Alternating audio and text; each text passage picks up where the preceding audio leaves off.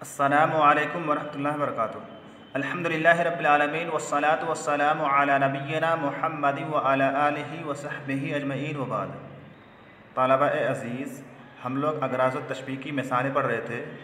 پچھلے 2 دروس میں ہم نے اغراض التشبیہ کی 4 مثالیں پڑھ لیا ہے۔ اس کے بعد یہ ہمارے سامنے 5ویں مثال ہے، جس میں تشبیہ کے 5ویں مقصد یعنی تزیین المشبہ کو بیان کیا گیا ہے۔ کیا کہا جا رہا ہے؟ وقال ابو الحسن الانباری، ابو الحسن الانباری نامی شاعر نے کہا ہے، فی مصلوب، ایک مصلوب کے بارے میں یعنی ایک سولی پر چڑھے ہوئے آدمی کے بارے میں، مددت یدیک نحوہم احتفاء کمدہما الیہم بالہبات۔ کیا مطلب؟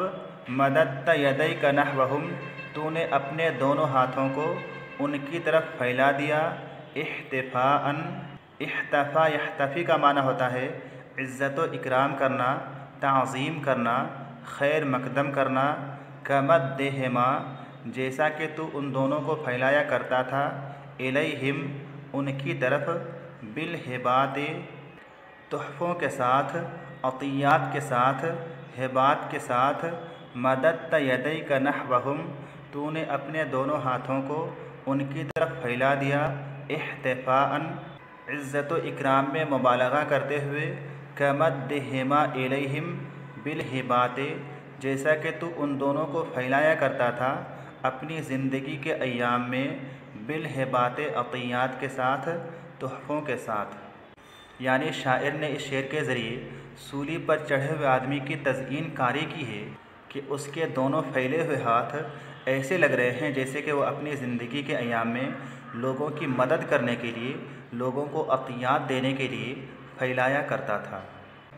اس شعر کے بارے میں صاحب کتاب نے، کتاب لکھنے والے نے کیا وضاحت کی ہے، کیا تشریح کی ہے، وہ دیکھتے ہیں۔ وبیت ابی الحسن الانباری من قصیدۃ نالت شہرۃ فی الادب العربی، کہ ابو الحسن الانباری کا یہ شعر من قصیدۃ، اس قصیدہ میں سے ہے، نالت، جس نے حاصل کی ہے، شہرۃ، بڑی شہرت، فی الادب العربی، عربی ادب میں، کیوں، کس وجہ سے، لا لشیء، کسی اہم چیز کی وجہ سے نہیں، کسی عظیم چیز کی وجہ سے نہیں، کسی بڑی چیز کی وجہ سے نہیں، الا انہا حسنت ما اجمع الناس علی قبحہ والاشمئزاز منہ وہو الصلب، مگر یہ کہ اس شعر میں ایسی چیز کو بہتر انداز میں خوبصورت بنا کر کے پیش کیا گیا ہے، ما اجمع الناس علی قبحہ والاشمئزاز منہ، جس چیز کے برے ہونے اور ناگوار ہونے پر لوگوں کا اجماع ہے، اور وہ چیز کیا ہے؟ وہو الصلب، اور وہ چیز ہے سولی، فہو یشبہ مد ذراع المصلوب علی الخشبۃ والناس حولہ بمد ذراعیہ بالعطاء للسائلین ایام حیاتہ۔ پس شاعر اس شعر میں لکڑی پر مصلوب کے دونوں بازوؤں کے پھیلانے کو تشبیہ دے رہا ہے، والناس حولہ، اس حال میں کہ لوگ اس کے سامنے ہیں، اس کے ارد گرد ہیں، اس کے آس پاس ہیں، بمد ذراعیہ بالعطاء للسائلین ایام حیاتہ، جبکہ وہ اپنی زندگی کے ایام میں سوال کرنے والوں کے لیے عطیات کے ساتھ، تحفوں کے ساتھ اپنے دونوں بازوؤں کو پھیلایا کرتا تھا۔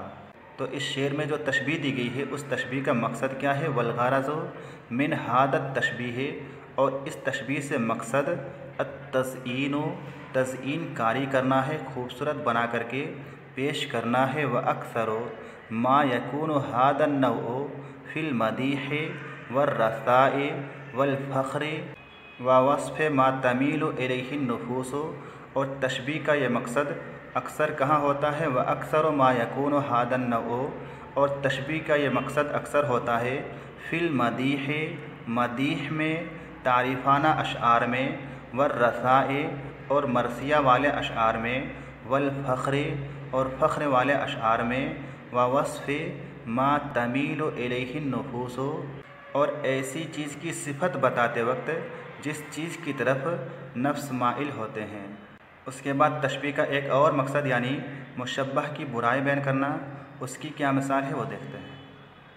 یہاں بیان کیا جا رہا ہے وقال اعرابی فی دم امرأتہ، اور ایک دیہاتی نے اپنی بیوی کی مذمت کرتے ہوئے، اپنی بیوی کی برائی بیان کرتے ہوئے یہ شعر کہا ہے۔ کیا ہے شعر؟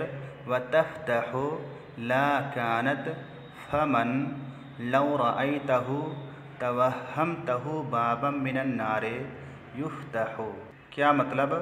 وَتَفْتَحُ، اور وہ کھولتی ہے، درمیان میں جملہ معترضہ ہے لا کانت، کاش کہ وہ نہ ہو، اللہ کرے وہ ختم ہو جائے، فمن، اپنا منہ، لو رأیتہ، اگر تم اس کو دیکھو گے یعنی اس کے منہ کو دیکھو گے، توہمتہ، تو تم خیال کرو گے، تم تصور کرو گے، بابا من النار، آگ کا کوئی دروازہ یعنی جہنم کا کوئی دروازہ، یفتح، جس کو کھولا جاتا ہو، جس کو کھول دیا گیا ہو۔ شاعر کا راہ ہے وتفتح، اور وہ کھولتی ہے، لا کانت، اللہ کرے وہ نہ ہو، اللہ کرے وہ ختم ہو جائے، اللہ کرے وہ رخصت ہو جائے، فمن، منہ، لو رأیتہ، اگر تم اس کو دیکھو گے، اس کے منہ کو دیکھو گے، توہمتہ، تو اس کے منہ کو خیال کرو گے، تصور کرو گے، وہ منہ تمہیں لگے گا،